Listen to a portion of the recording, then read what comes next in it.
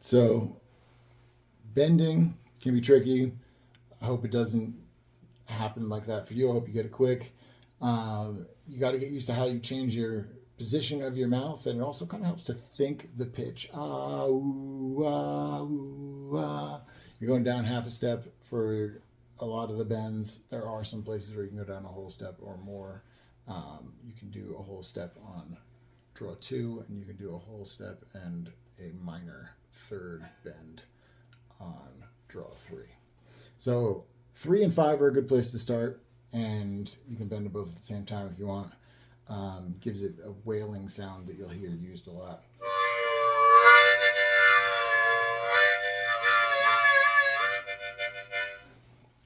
And so that's a good place to get it. You might get them both at the same time and then try to isolate from there. So let's go to draw 4.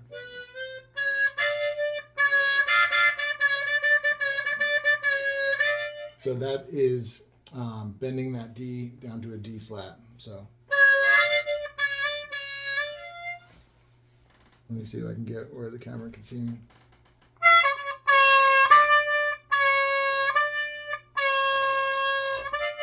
So that one, it feels like my jaw is actually coming up. Yeah, my jaw is coming forward when I get that bend. Okay, maybe it does it for all of this. I felt like I was supposed to. Sometimes it feels like my jaw went down.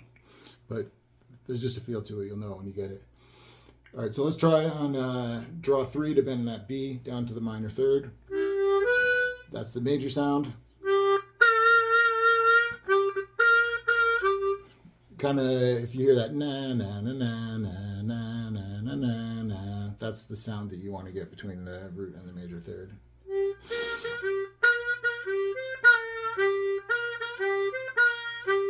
I'm throwing the blow 4 in there to finish that na na na na na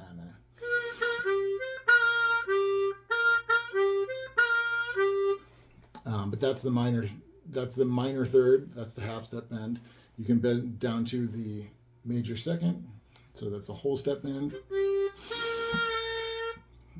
And you can get to the flat second.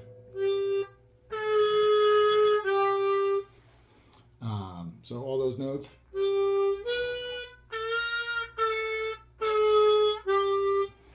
And on draw 2, you're going to use the full step bend, at least I do, a lot more than I use the half step bend.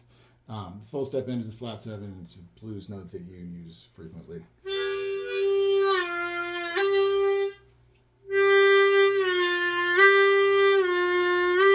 Yeah, it feels like my jaw definitely goes down for that one.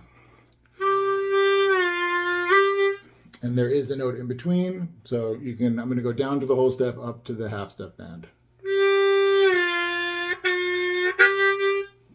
And yeah, so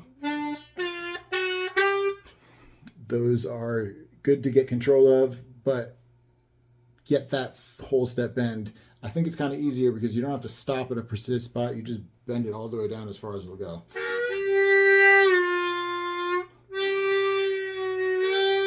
Take it all the way down. And last one, I don't use it that much, but it is there. On draw 1, you can bend that D down to a D flat, and you're getting that tritone note, the sharp 4 flat 5 note.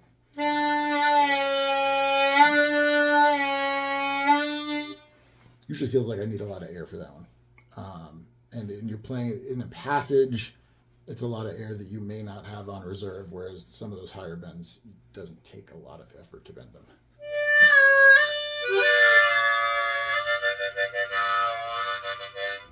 So that's how I get bends. I'm playing pucker. It seems to me like it's a different thing when you're playing with tongue block, that if you tongue block, it all feels like a position of the tongue a lot. I don't know, it was weird for me when I was doing it. I play pucker, and I feel like I'm using my jaw and my tongue to bend down to get those notes. Always bending down. You're pulling the draw note down to access these extra notes down here.